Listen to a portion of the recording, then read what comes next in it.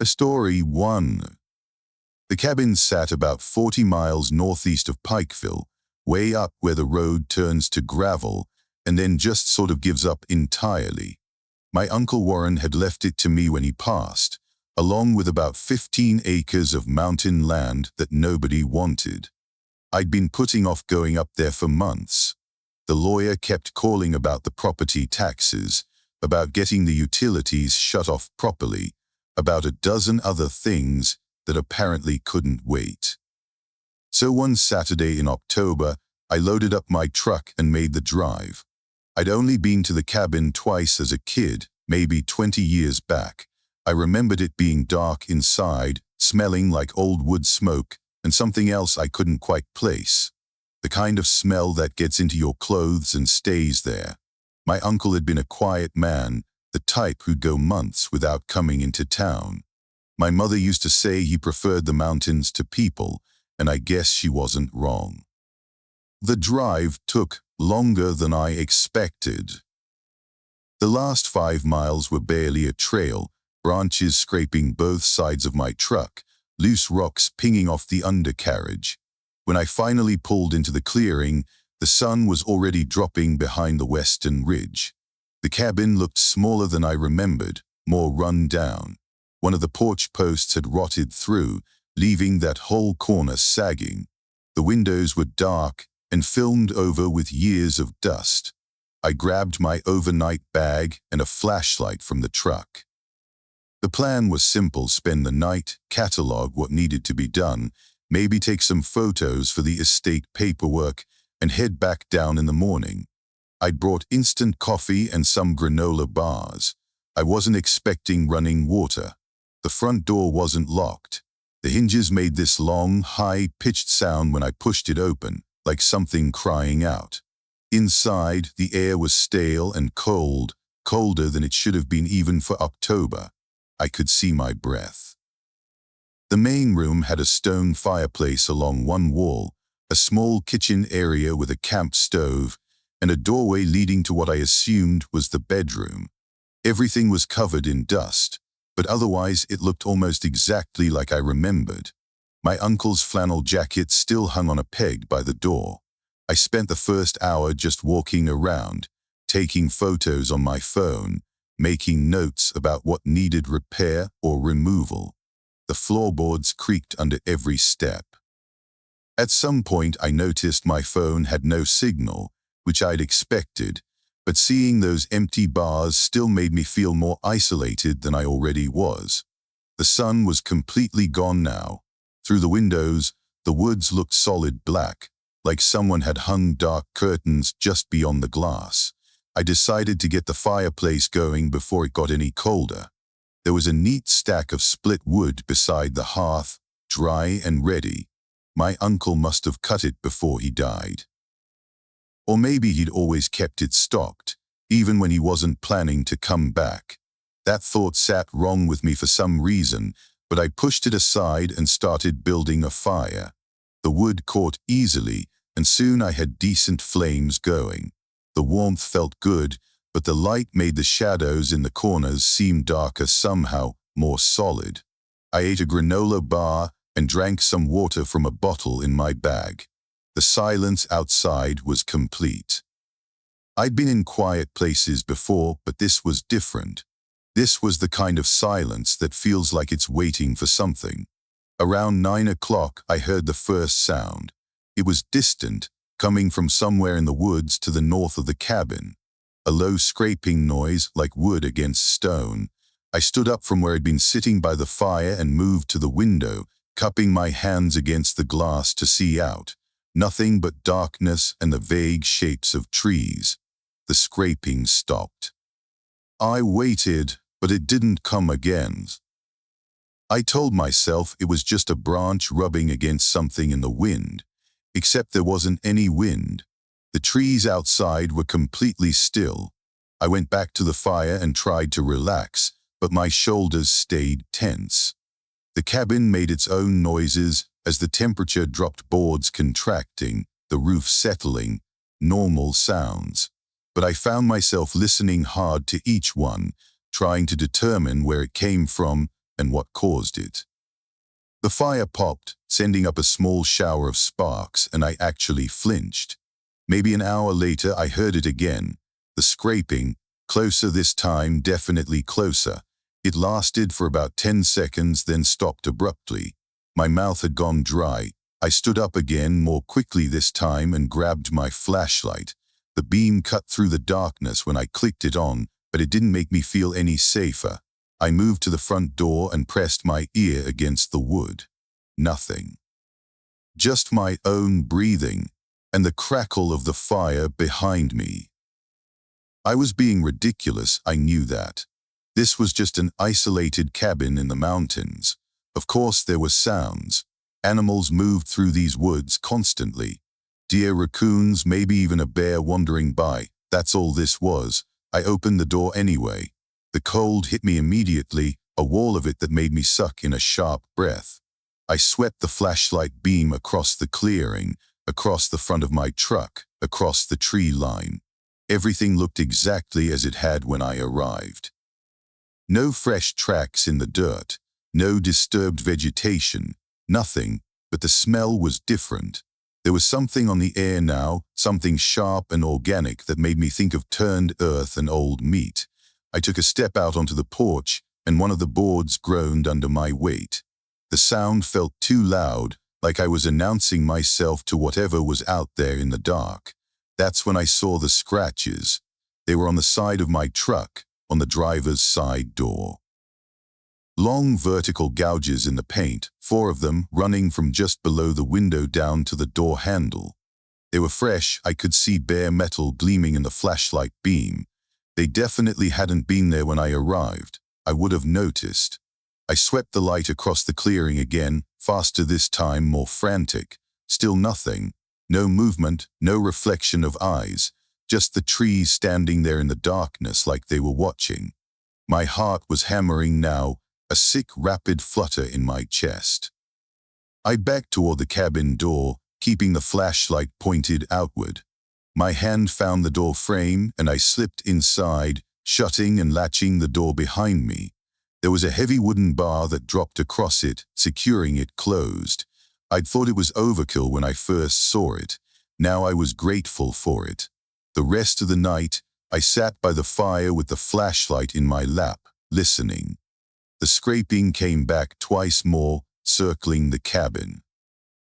Once it sounded like it was right outside the northern wall, in the area where the bedroom was. I didn't go in there to check. I just sat there, feeding wood into the fire, keeping it bright. Around 3 in the morning, I heard something else. A voice. It was distant, barely audible over the crackle of the flames, but it was definitely a voice. Speaking words I couldn't quite make out, rising and falling in an almost rhythmic pattern. It wasn't English. I don't know what it was.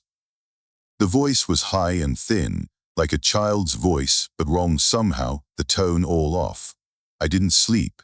I just sat there until the sky beyond the windows started to lighten, turning from black to deep blue to gray. When enough daylight had crept into the clearing that I could see the truck clearly, I grabbed my bag and walked out. I didn't bother locking the door behind me. The scratches were still there, deep furrows in the paint. But now I could see something else too.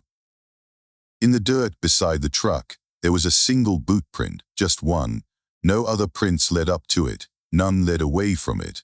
It was like someone had stood there perfectly still and then simply vanished. I started the engine and drove out of there faster than I should have, branches whipping against the truck, rocks flying. I didn't look back at the cabin. I listed the property for sale 2 days later and sold it within the month to a timber company. I took a loss on it. I didn't care. Sometimes I still think about that voice, about the rhythm of it, about how it sounded like it was calling something, inviting something closer. I'm glad I don't know what it was saying. Story 2. Growing up in Harlan County, you heard stories. Everyone did. Most of them were probably just tales people told to scare kids, keep them from wandering too far into the woods. But there was one story that always made people go quiet when it came up. It was about Stillwell Hollow, a narrow valley about 8 miles from town where 3 hikers had disappeared back in the 70s. They'd found one of them eventually, or what was left of him, at the bottom of a ravine. The other 2 were never found. I was 28 when my friend Dakota suggested we do some trail running out that way. She just moved back to the area after finishing college in Lexington and was all excited about exploring places we'd avoided as kids. I wasn't sure it was a great idea, but Dakota had a way of talking you into things. Plus, it was a bright Saturday morning in May, the kind of day where everything feels safe and the sun burns off any trace of unease. We parked at the old Forest Service access road and headed into the hollow on foot. The trail was overgrown but still visible, winding down through stands of oak and hickory. Dakota was in front, setting a steady pace, talking about maybe training for an ultra-marathon.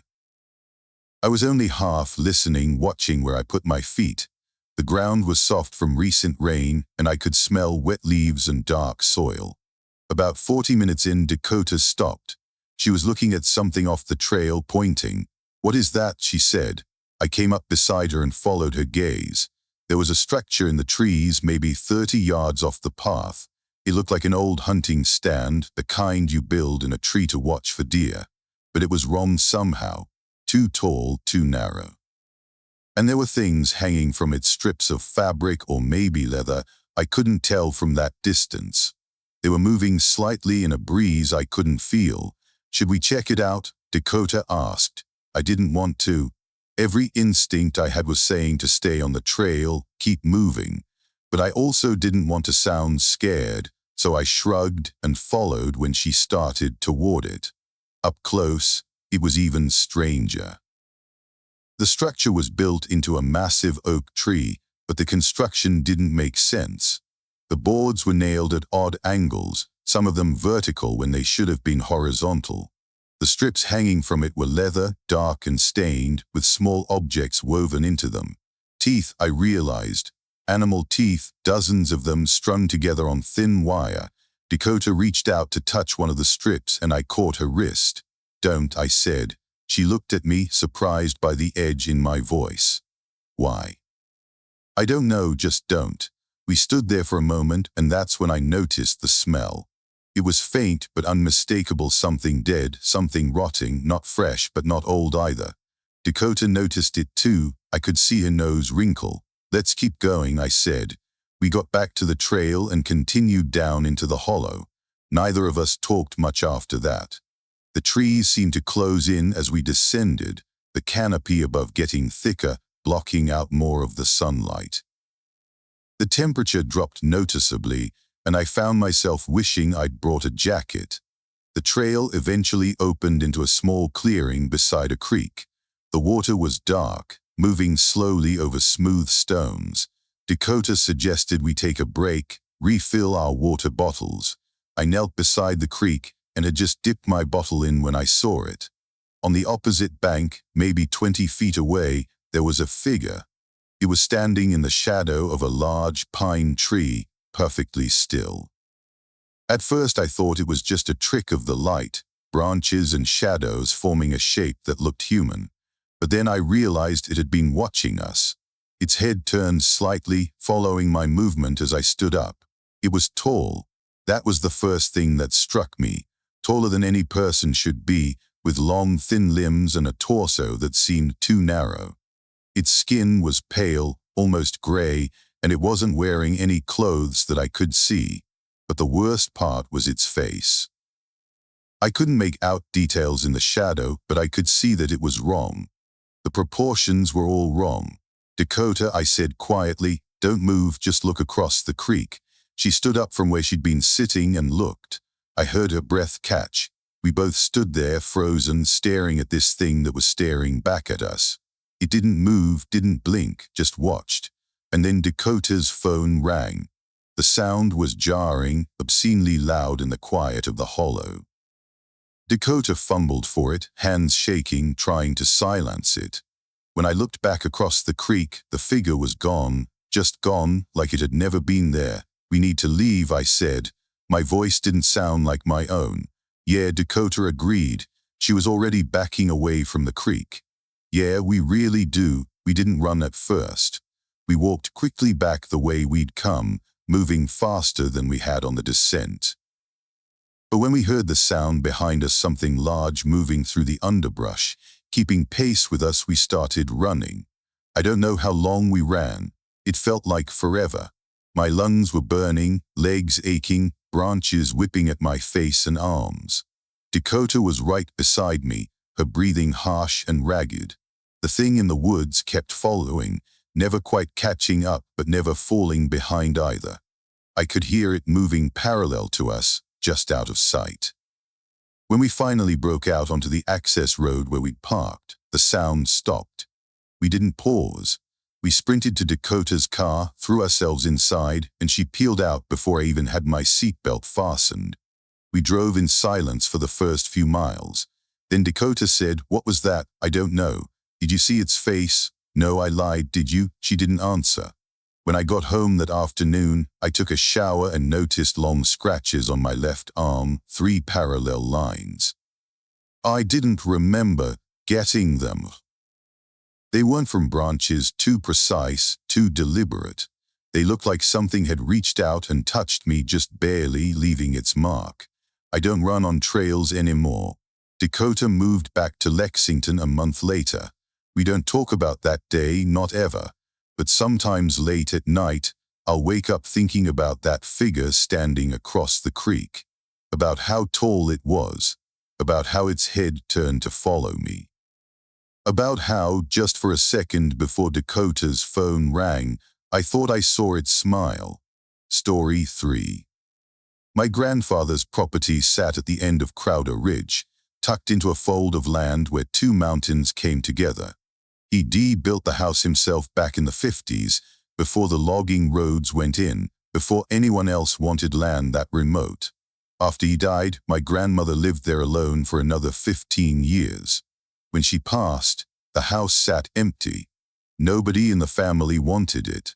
Too far from everything, too hard to maintain, too full of memories that felt heavy.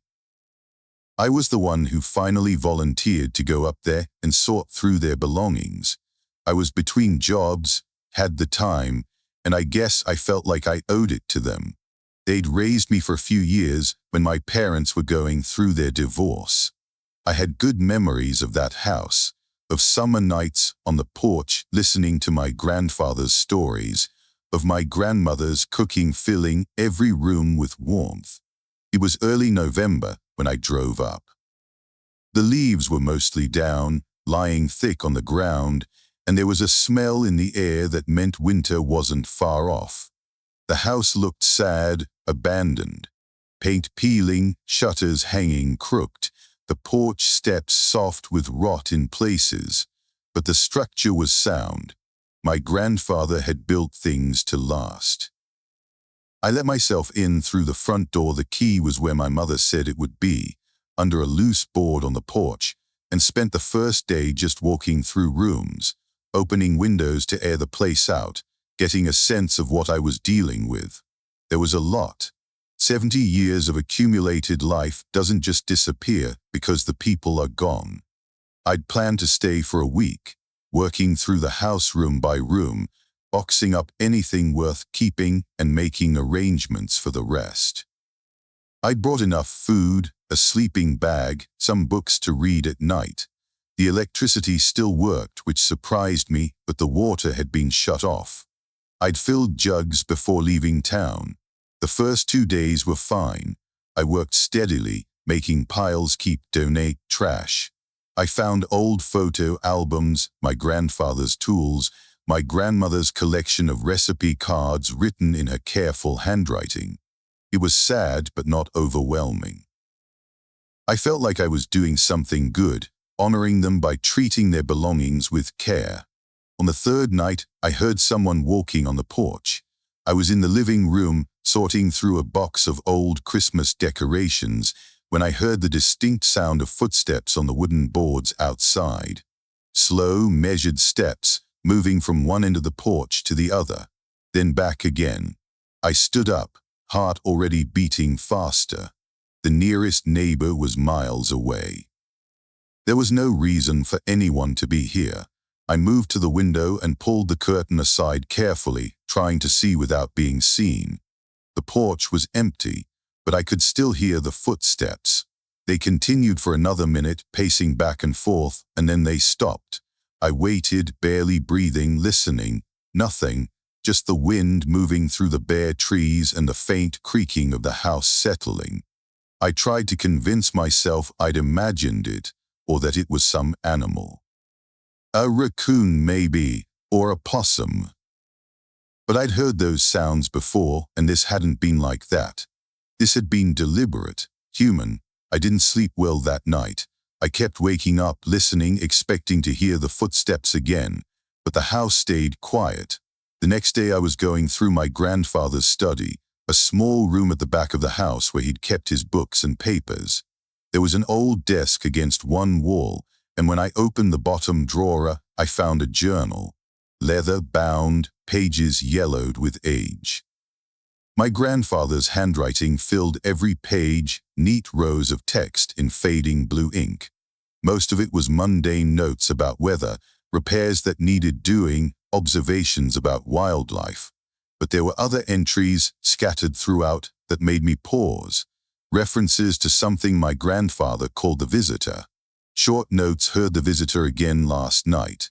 Found the offering this morning, left it where it was. The visitor seems agitated lately, pacing until dawn. I flipped to the last entry, dated 3 weeks before my grandfather died. It said the visitor is getting bolder. Stood at the window last night looking in. I didn't acknowledge it, better not to. As long as I keep the old agreement, it won't come inside. I closed the journal and sat there staring at it. What agreement? What visitor? My grandfather had been a rational man, not given to superstition or fantasy. But these entries felt genuine, matter of fact. Not the ramblings of someone losing his grip on reality. That night the footsteps came back, but this time they were different.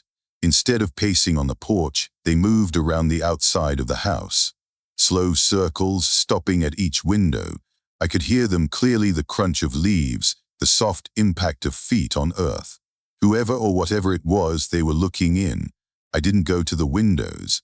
I stayed in the center of the living room, flashlight in hand, and waited.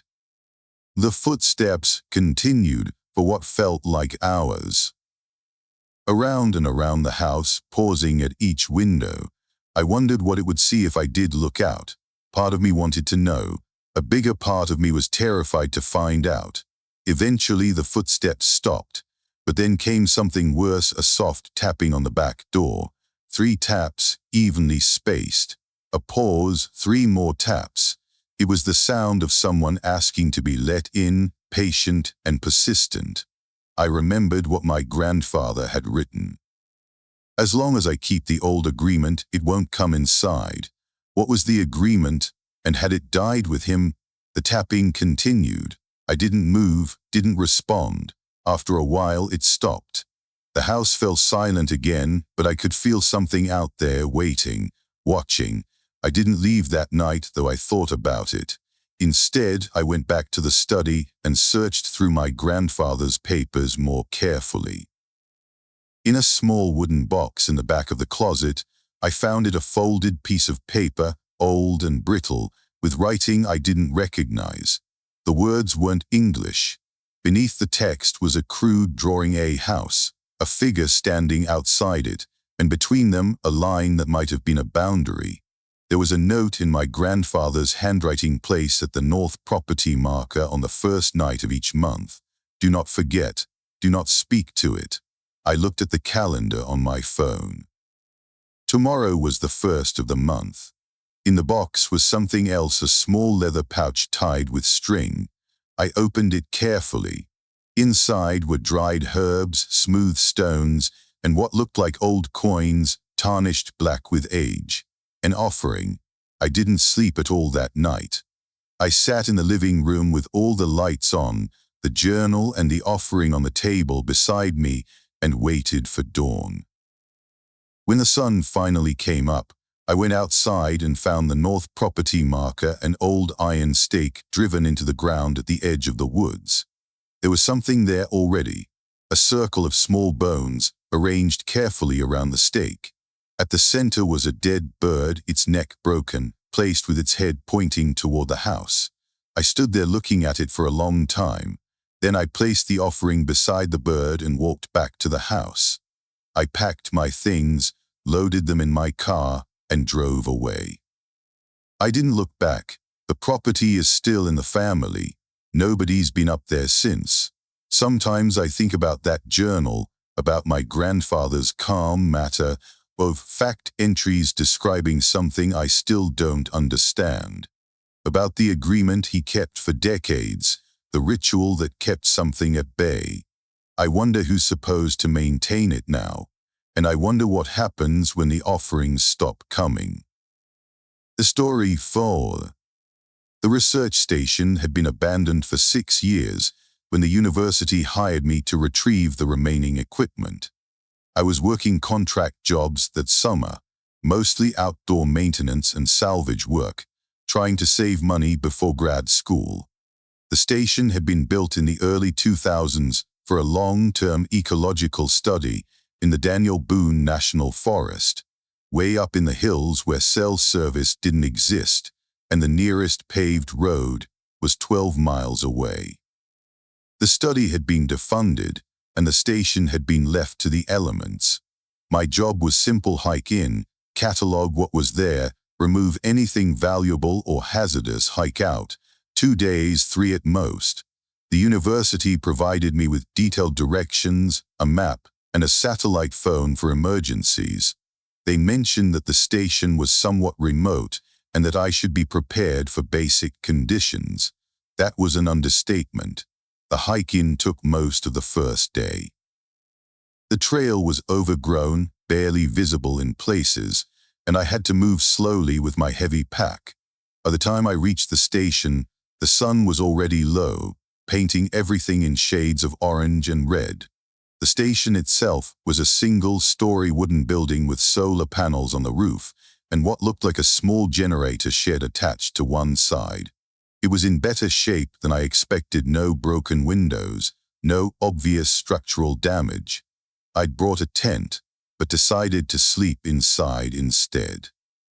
The building was musty and full of old equipment: microscopes, specimen jars, filing cabinets stuffed with papers, but it had a solid roof and a door that locked. That felt safer than being in a tent, though I couldn't have said why.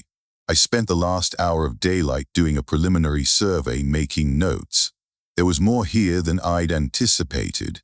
This was going to take longer than 2 days, maybe 4 or 5. I had enough food for a week, so it wasn't a problem. I just have to ration carefully. As darkness fell, I set up my sleeping bag on a relatively clean section of floor and made myself a cold dinner from the supplies I'd brought. The station had no power, the solar panels were damaged, so I relied on my headlamp. The darkness outside the windows was complete. No light pollution out here, no distant house lights, nothing. Just an endless black void where the forest should be. I tried to relax, read for a while, but found myself unable to focus. The silence was oppressive. In the mountains, you expect sounds: wind, animals, water moving somewhere. But here there was nothing. It was like the whole forest was holding its breath. Around midnight I heard the singing. It was faint, distant, but unmistakably human. A woman's voice, high and clear, singing something that sounded like a hymn. The melody was slow, almost mournful, rising and falling in a way that made the hair on my arms stand up. I sat up in my sleeping bag, listening. The singing continued for several minutes, then stopped abruptly. I waited, but it didn't start again. In the morning, I convinced myself I'd dreamed it. Stress, isolation, the strangeness of sleeping in an abandoned building, it all made sense.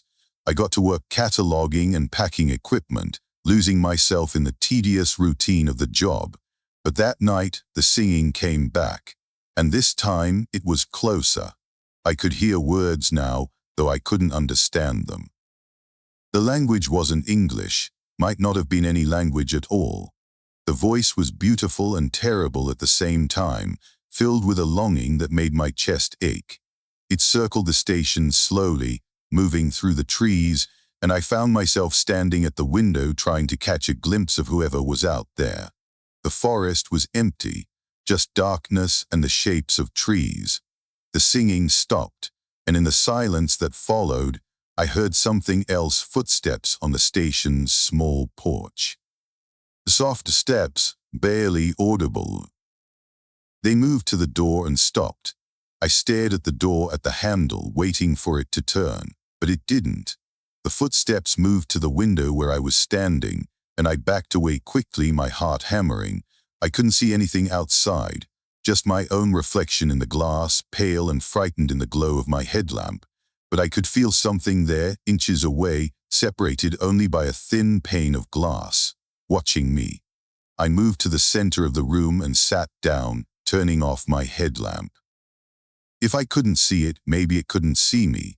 The logic was childish, but I was beyond rational thought. I sat there in the dark, listening to my own ragged breathing, waiting. After a while, the footsteps moved away.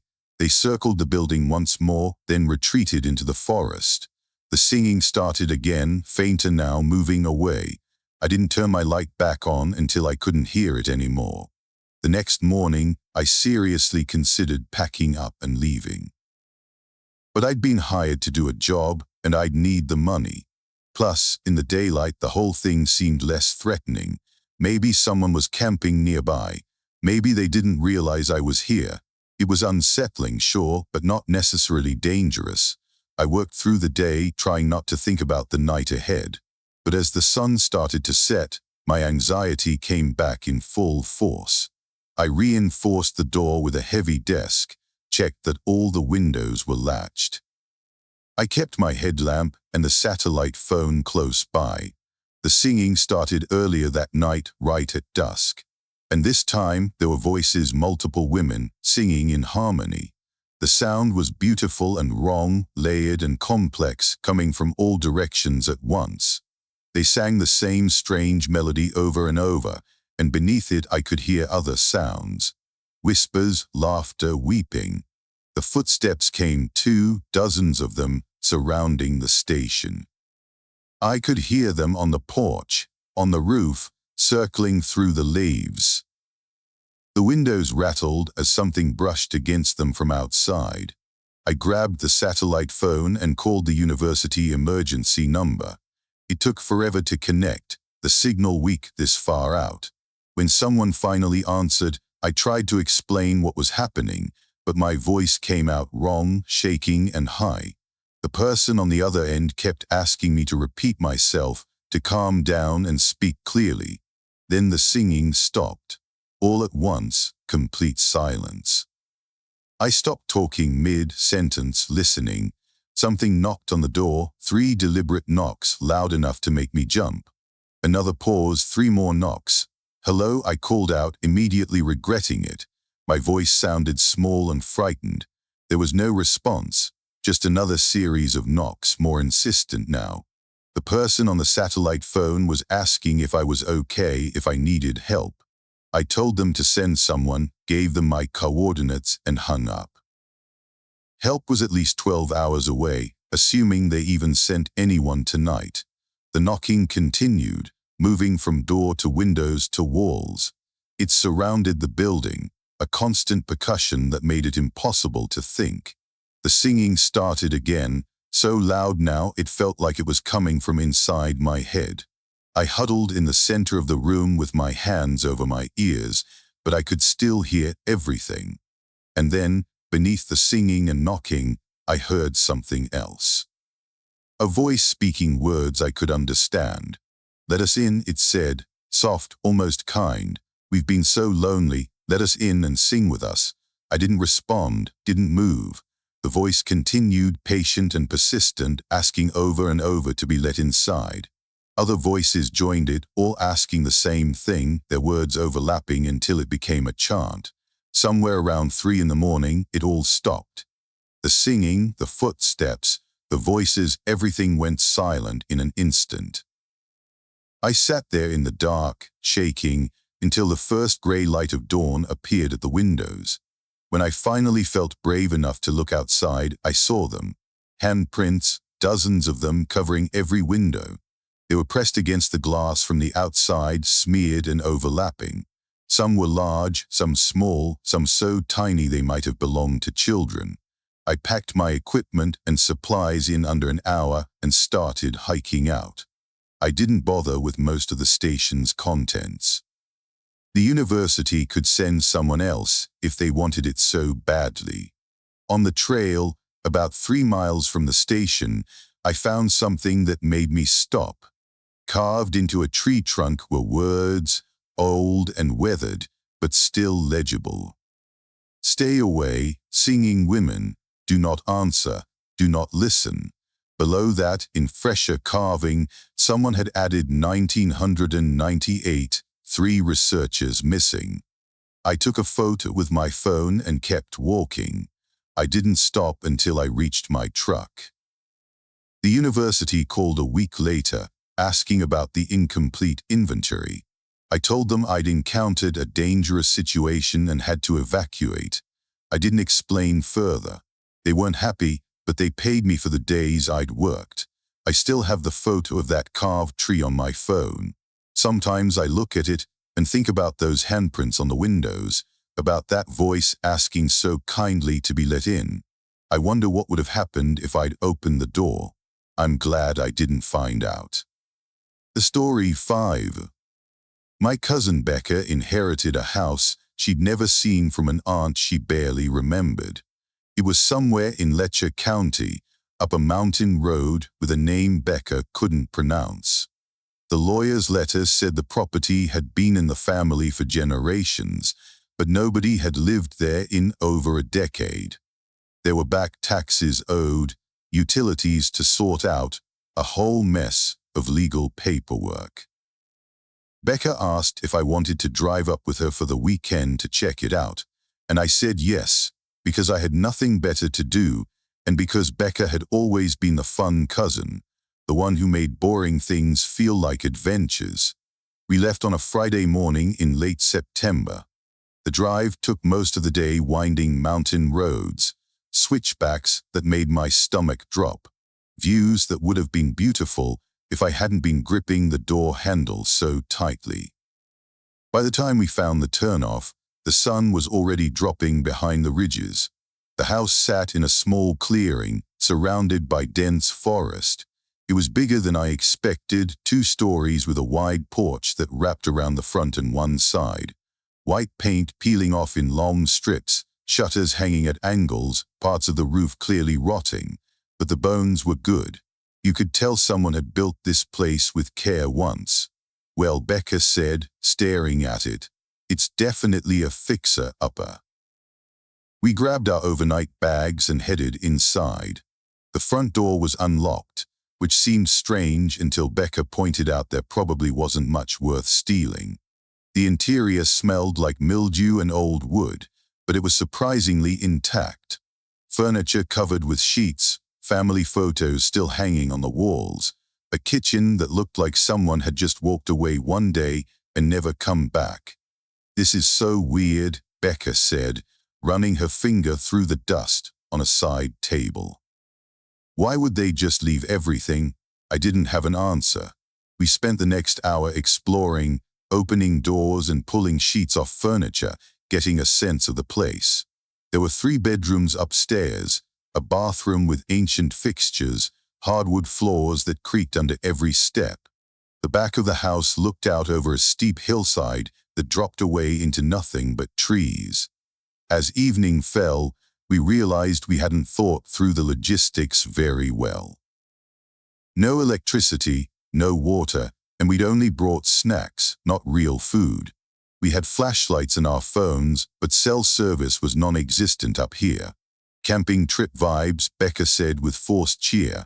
We set up our sleeping bags in what looked like the master bedroom, pulled our flashlights in the center of the room for maximum light, and settled in to make the best of it.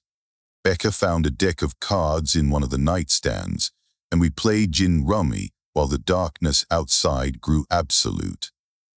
Around 10 o'clock, we heard something on the porch. Not footsteps exactly, more like something being dragged across the wooden boards. A slow, scraping sound that went from one end to the other and then stopped. Becca and I looked at each other. Probably just a branch, she said, but her voice was uncertain. We went to the window and looked out. From the second floor, we had a decent view of the porch below. It was empty, nothing there but shadows and old wicker furniture. See, Becca said, nothing. But I'd seen something else, movement at the edge of the clearing. Something pale, there and gone so quickly I couldn't be sure I'd actually seen it. We went back to our card game, but the mood had shifted. Every sound the house made, and old houses make a lot of sounds, felt loaded with significance.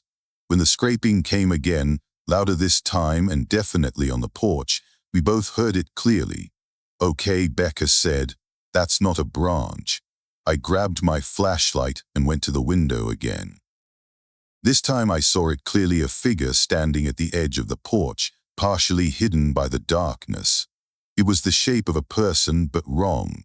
The proportions weren't right. The head was too large, the arms too long. Becca, I said, trying to keep my voice steady, come here.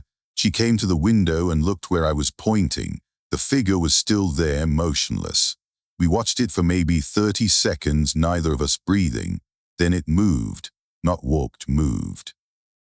It slid across the porch in one fluid motion, impossibly fast, and disappeared around the corner of the house. What the fuck? Becca whispered. We backed away from the window. My heart was doing this irregular flutter that made me feel sick. Becca grabbed her phone and tried to get a signal, holding it up in different positions, but the screen just showed no service. We should leave, I said. In the dark, down that road, Becca shook her head. We'll wrap the car around a tree. She was probably right. The road up had been treacherous in daylight. At night it would be suicide. We just stay here, Becca said. Lock the doors, wait for morning. Whatever that was, it's outside. We are inside. We went downstairs and checked every door, every window. Everything was secure. Then we went back up to the bedroom and pushed a heavy dresser in front of the door. It felt inadequate, but it was something. The scraping sounds continued throughout the night, sometimes on the porch, sometimes at the windows, sometimes on the walls. It was like something was testing the house, looking for a way in. And beneath the scraping, we could hear breathing, deep, labored breaths that rattled and wheezed. At some point, maybe around 2 in the morning, we heard it speak. The voice came from right outside our bedroom window, close enough that it might have been pressed against the glass. It was Becca's aunt's voice, not that either of us would have recognized it, but it introduced itself.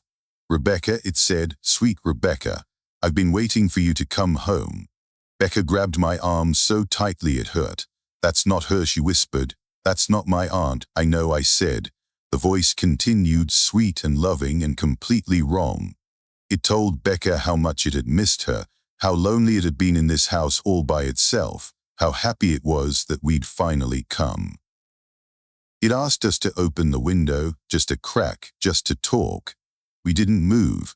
We sat there in the beam of our flashlights, holding onto each other, while that thing outside used a dead woman's voice to try to coax us out. When the voice finally stopped, something else started scratching, not on the porch or the walls, but on the roof directly above us. Long, deliberate scratches, like something with claws was dragging them across the shingles. The sound went on and on, in slow scraping patterns that almost felt rhythmic. Becca was crying silently, tears running down her face. I probably was too. We sat like that until the sky outside the window started to lighten, turning from black to gray to pale blue. The sounds stopped at dawn. Not gradually, they just ceased, like a switch had been flipped. We waited another hour until full sunlight was streaming through the windows before we moved the dresser and went downstairs. The house looked exactly as it had the night before. No damage, no signs of intrusion. We walked out onto the porch slowly, expecting to find something. Claw marks, footprints, any evidence of what had been out here. The porch was clean, but when Becca went to get something from her car, she found something on the hood. It was a photograph, old and faded, in a tarnished silver frame. The photograph showed a woman standing in front of this house, wearing clothes from maybe the 1950s. She was smiling, but there was something off about her face, something I couldn't quite identify. The proportions weren't right. Written on the back of the frame in spidery handwriting, "Come back soon." Becca dropped it like it had burned her. We got in the car and drove away, going way too fast down that dangerous mountain road and not caring. Becca called the lawyer as soon as we had cell service and told him to sell the property as is. She didn't care what price she got. She just wanted nothing to do with it. The house sold eventually to a developer who planned to tear it down. But a week before the demolition was scheduled, the developer backed out. No explanation, just terminated the contract and walked away from his deposit. The property's still for sale. It's been listed for 3 years now. Sometimes I look at the listing online, at the photos of that white house with its sagging porch and dark windows. In one of the photos, a wide shot of the front of the house, there's something in an upstairs window. The realtor probably didn't notice it or figured it was a reflection, but I can see it clearly. Someone standing there or something, watching, waiting for the next person to come home. A story 6. I was 23 and working as a surveyor's assistant. The summer I walked the wrong stretch of forest in McCreary County. The job was straightforward. We were mapping property boundaries for a land trust that wanted to expand its conservation holdings. Most days involved long hikes with GPS equipment, taking readings, marking points, trying not to get lost. My supervisor, a guy named Luis Herrera who'd been doing this for 20 years, usually worked with me, but that particular Thursday he had food poisoning and told me to go out alone. The section I was assigned was small, maybe 40 acres, and well marked on the maps. Easy enough. The morning was humid, the air thick with the promise of rain. I parked at the forest access point and headed in, following a fire road that should have taken me to the northeast corner of the property. The GPS coordinates were clear, and Lewis had marked the rough route on my paper map in red pen. About 2 miles in, I started noticing the trees were different. Not just different species, though that was part of it, but different in a way I couldn't quite articulate. They were stunted, twisted, growing at odd angles. Their bark looked diseased, covered in strange patterns that almost looked deliberate. And there were no birds. I'd been hearing them the whole hike: blue jays, crows, woodpeckers, but suddenly the forest had gone completely silent. I checked my GPS. I was exactly where I was supposed to be, but something felt wrong about this place. The air was colder here, cold enough that I could see my breath despite the humidity. And there was a smell, faint but unpleasant, like standing water and rotting vegetation. The fire road ended at a clearing, and that's where I found the cairn. It was about waist high, made from carefully stacked stones, and it sat right in the center of the clearing. Around it, in a wide circle, someone had driven stakes into the ground. The stakes were weathered gray, maybe cedar, and each one had something tied to it: strips of fabric, pieces of rope, what looked like dried flowers or herbs. Every instinct I had said to turn around and leave, but I had a job to do, and the property corner I needed to mark was supposedly just beyond this clearing. I took a few photos of the cairn with my phone documentation, in case Lewis wanted to know about it, and continued on. The forest on the other side of the clearing was worse. The trees here were dead, standing like gray skeletons against the overcast sky. The ground was soft, almost spongy, and my boots sank in with each step. That smell was stronger now, sweet and rotten, making my stomach turn. I found the property marker about 100 yards in an old iron post, just barely visible under decades of leaf litter. I took my reading, marked the location on my GPS, and took a photo. Job done. I should have left immediately.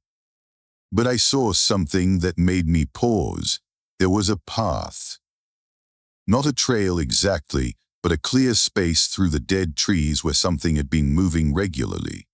The vegetation was pressed down, branches broken at a consistent height. Whatever made this path was big. I followed it. I don't know why. Curiosity, stupidity, some combination of both. The path wound through the dead forest for maybe 50 yards and then ended at a sinkhole. It was huge, easily 30 feet across, dropping away into darkness. I approached the edge carefully and looked down. The sides were rough stone, slick with moisture, disappearing into black.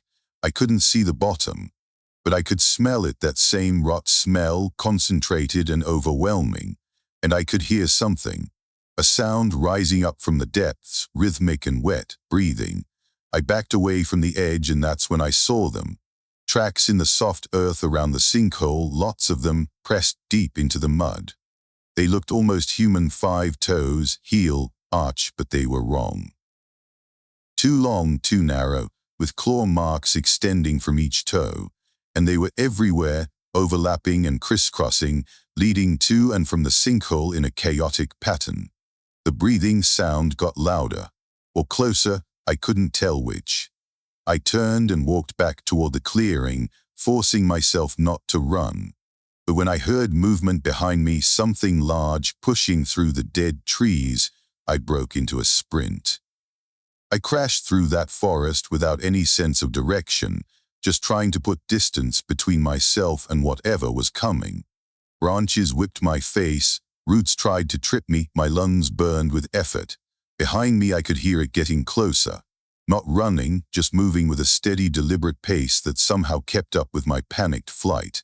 I broke into the clearing with the can and stopped. In front of me, blocking the way to the fire road, was a figure. It stood perfectly still, watching me. It was tall, maybe 7 feet, and pale, its skin the color of bone. Its body was humanoid, but emaciated, ribs visible beneath stretched flesh. Its arms hung too low, hands nearly touching the ground. But the worst part was its face. It had features, eyes, nose, mouth, but they were in slightly wrong positions, spaced just a little too far apart, like someone had tried to make a human face from memory and gotten the details wrong. We stared at each other. I was frozen, unable to move or look away. Its mouth opened, wider than any mouth should, and it made a sound, a low, vibrating hum that I felt in my chest. Then it stepped aside, just moved to the left, clearing the path, and stood there, still watching me, still humming, but no longer blocking my way. I didn't question it. I ran past it, down the fire road, not stopping until I reached my truck. My hands were shaking so badly I could barely get the key in the ignition. When I finally got the engine started, I looked back at the trail. The figure was standing at the tree line, exactly where the fire road entered the forest. It raised one long arm and pointed back the way I'd come, not threatening, almost instructional, like it was telling me something. I drove away and called Lewis from the first place I got cell service. I told him I'd finished the survey, but that there was something wrong with that section of forest, something dangerous.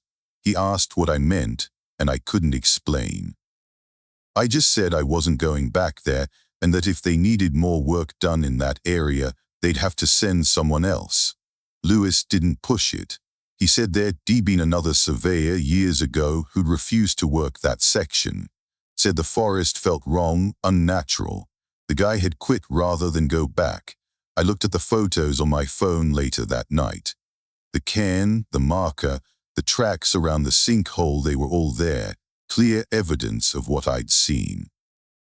But there was something else in one of the photos, the one I'd taken of the clearing with the can. In the background, barely visible among the dead trees, there were more figures, dozens of them standing motionless, watching. I hadn't seen them when I was there, but the camera had. I quit the surveying job 2 weeks later, told Lewis I was moving back home for family reasons, which wasn't entirely a lie. I needed to be somewhere with lights and people and the comfort of civilization. But sometimes I think about that clearing, about that thing that stepped aside and let me leave. I think about its arm raised, pointing back into the forest, and I wonder what it was trying to tell me, what it wanted me to see deeper in those woods. I'm glad I didn't find out. Story 7. The logging road ended at a locked gate about 9 miles up from the highway. My friend Paige and I were looking for mushrooms, specifically morels, which could fetch a decent price if you knew where to sell them. May was prime season, and Paige had a contact at a restaurant in Asheville who paid cash, no questions asked. We'd been walking national forest land all week, finding enough to make the effort worthwhile, but not enough to feel like we'd really hit it big. Paige's uncle had mentioned this area, said he'd worked timber sales here back in the 90s, and remembered good mushroom hunting. The road past the gate was overgrown but still walkable, and we figured it was public land, no harm in checking it out. The forest here was different from where we'd been hunting earlier in the week. Older trees, more diversity, the kind of place that felt like it had been left alone for a long time. We found morels almost immediately, good, sized ones clustered around dead elms. Our bags started to fill up, and we got greedy, pushing deeper into the woods, following one promising spot to another. I didn't notice when the forest changed. It happened gradually, the light getting dimmer even though it was only early afternoon, the undergrowth getting denser, the trees pressing closer together. When I finally looked up from where I'd been focused on the ground, I realized I couldn't see the road anymore. Couldn't see Paige either. "Paige," I called out. Her voice came back faint off to my left. "Over here, you've got to see this." I pushed through a dense stand of rhododendron and found her standing in a small hollow, staring at something on the ground. At first I thought it was a garden rose of plants growing in careful lines, leaves a dark waxy green. But the plants were wrong. The leaves had veins that ran in patterns that made my eyes hurt to follow, and the stems were too thick, almost fleshy. "What is that?" I asked. "No idea," Paige said, "but look, there's more back there." She was right. Beyond the first patch, the hollow was full of these plants. They covered the ground in precise rows that extended back into the darker parts of the forest, and between the rows were narrow paths, packed earth that looked well traveled. "We should leave," I said. "This is somebody's property. I don't think anybody's been here in a while," Paige said, crouching down to examine one of the plants more closely. "These look wild, or maybe somebody planted them and abandoned them." I was about to argue when I heard its footsteps moving through the hollow. Not on the paths, but above us. I looked up and saw the platforms. They were built into the trees, simple wooden structures maybe 15 feet off the ground, connected by rope bridges and secured with what looked like old climbing hardware.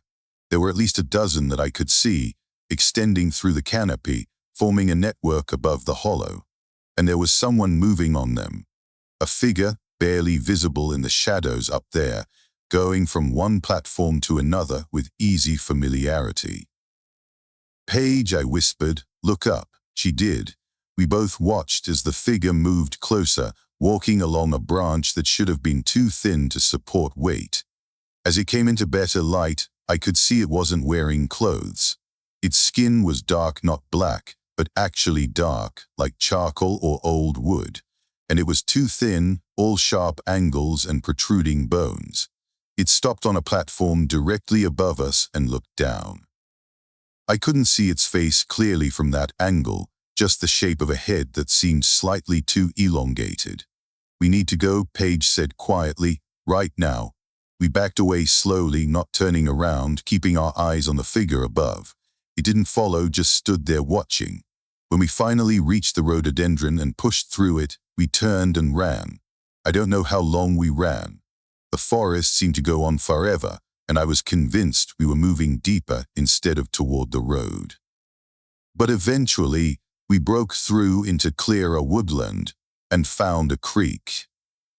We followed it downstream and hit the logging road about a half-mile below where we'd parked.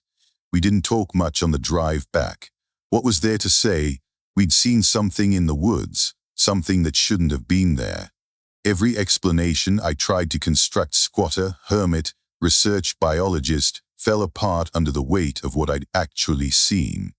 It was only later, when I got home and emptied my mushroom bag, that I found it. Mixed in with the morels was something else, a small bundle of sticks tied together with what looked like hair. The sticks were arranged in a deliberate pattern, forming a shape like a stick figure. At the center, pressed into the binding, was a single tooth. Human or animal, I couldn't tell. I dropped the whole thing in my trash and took the bag outside immediately. Paige called me the next morning. She'd found one too in her bag, and she'd found something else, a message scratched into the paint of her car. She sent me a photo. The letters were crude, but readable. "Return it." "Return what?" I asked. "I don't know," Paige said. Her voice sounded scared.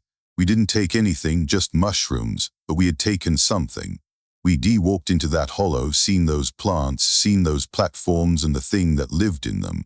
We witnessed something we weren't supposed to see, and that was enough." The scratches appeared on my car 2 days later. Same message, same crude letters gouged into the driver's side door. I called Paige, and we agreed we had to go back. We made the drive in daylight, both of us quiet and tense. We found the gate, found the logging road, and started walking.